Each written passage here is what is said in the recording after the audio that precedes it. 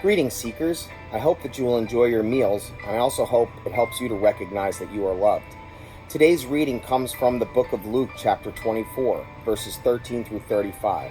I had mentioned this story a few weeks ago in our Easter message. We find two disciples heading towards Emmaus. They had been with the other disciples, and someone had told them that Jesus' body was gone from the tomb, and that the angels had told the women of their group that he was risen from the dead. As they were walking, Jesus appeared to them, but they did not know it was him. And they told Jesus the story of what happened and why they were disappointed. Jesus listens to their story and says to them, "Oh, how foolish you are, and how slow of heart to believe all that the prophets have declared. Was it not necessary that the Messiah should suffer these things and then enter into his glory?" Then, beginning with Moses and all the prophets, he interpreted to them the things about himself in all the scriptures. You see, the Israelites were told throughout most of their history that a Savior was coming, and they were told to be on the lookout for him. These disciples had believed Jesus was that Savior, and that he was going to bring about a political revolution and save them from the control of Rome.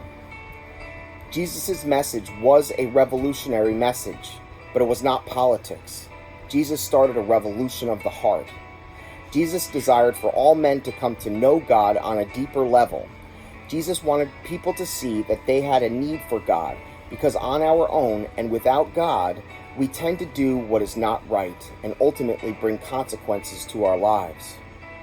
As I think about my life, historically, I am much like these men walking along the path thinking that God was supposed to do.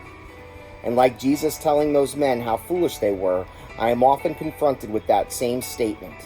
I am often reminded that although I want my external world to be changed, Jesus first wants my internal, my heart, to be changed and directed towards him.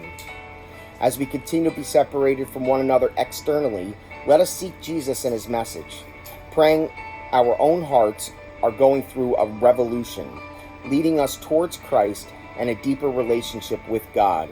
And when we are closer to God, we are closer to one another. Amen.